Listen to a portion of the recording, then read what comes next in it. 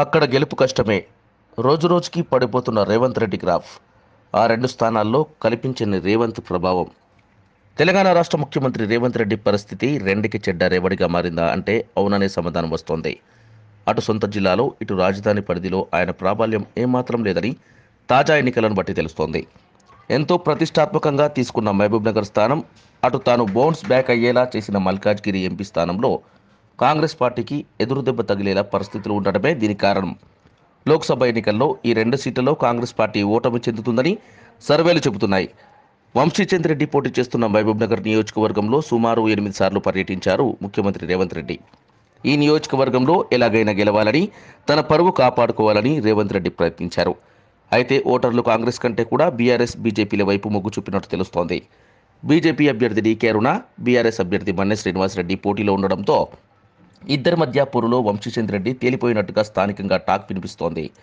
సాక్షాత్ ముఖ్యమంత్రి రేవంత్ రెడ్డి వ్యక్తిగతంగా తీసుకుని మరీ ఎన్నికల ప్రచారంలో పాల్గొన్న అత్యధిక సార్లు నియోజకవర్గానికి వచ్చినా ఓటర్లు కనికరించలేదని తెలుస్తోంది. వంశీచంద్ రెడ్డి ఓటమిని ముఖ్యమంత్రి రేవంత్ రెడ్డి వ్యక్తిగత ఓటమికి తీసుకోక తప్పని పరిస్థితి నెలకొంది. ఇక మల్కాజ్గిరిలో రేవంత్ రెడ్డికి షాకిస్తున్నారు ఓటర్లు. ఈ స్థానం కూడా కాంగ్రెస్ చేజారుతుందని సర్వేలు చెబుతున్నాయి. సిట్టింగ్ ఎంపీగా ఉన్న రేవంత్ రెడ్డి రాజీనామా చేశారు. దీంతో ఆ స్థానంలో కాంగ్రెస్ అభ్యర్థిగా సునీత మహేందర్ రెడ్డి పోటీ చేశారు. బీఆర్ఎస్ అభ్యర్థిగా రాగిడి లక్ష్మారెడ్డి, బీజేపీ అభ్యర్థిగా ఈటల రాజేందర్ పోటీలో ఉన్నారు. ఈ స్థానంలో పోటీ అంతా బీఆర్ఎస్, బీజేపీ మధ్యే అన్న చర్చ జరుగుతోంది. దీంతో సీఎం రేవంత్ రెడ్డి రెండు స్థానాల్లోనూ తన వారిని గెలిపించుకోలేకపోతున్నారన్న టాక్ వినిపిస్తోంది. రోజురోజుకి పడిపోతున్న ముఖ్యమంత్రి రేవంత్ రెడ్డి గ్రాఫ్కి ఇది నిదర్శనంగా విశ్లేషకులు చెబుతున్నారు.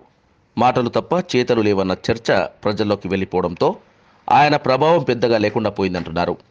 తాను ప్రతిష్టాత్మకంగా తీసుకున్న నియోజకవర్గాల్లోనే అభ్యర్థులను గెలిపించుకోలేకపోతున్నారంటున్నారు. ఇది రేపటి రోజున పార్టీలో ఆయన స్థానంపై ప్రభావం చూపుతుందంటున్నారు. రేవంత్ రెడ్డికి మహబూబ్ నగర్, మల్కాజ్గిరి స్థానాల్లో గెలుపు ఎంతో ముఖ్యం. ఇప్పుడు ఆ రెండు డౌట్ కావడంతో రేవంత్ రెడ్డికి కొత్త చిక్కులు తప్పవంటున్నారు. ఈ రెండు స్థానాలు కాంగ్రెస్ ఖాతాలో పడకపోతే రేవంత్ రెడ్డికి పార్టీలో ఇబ్బందులుంటాయంటున్నారు. అసలే వర్గాలు ఎక్కువగా ఉండే కాంగ్రెస్ పార్టీలో ఆయన సైడ్ చేయడానికి రెడీగా ఉండే బ్యాచ్ ఈ అవకాశాన్ని చక్కగా వినియోగించుకుంటుందంటున్నారు.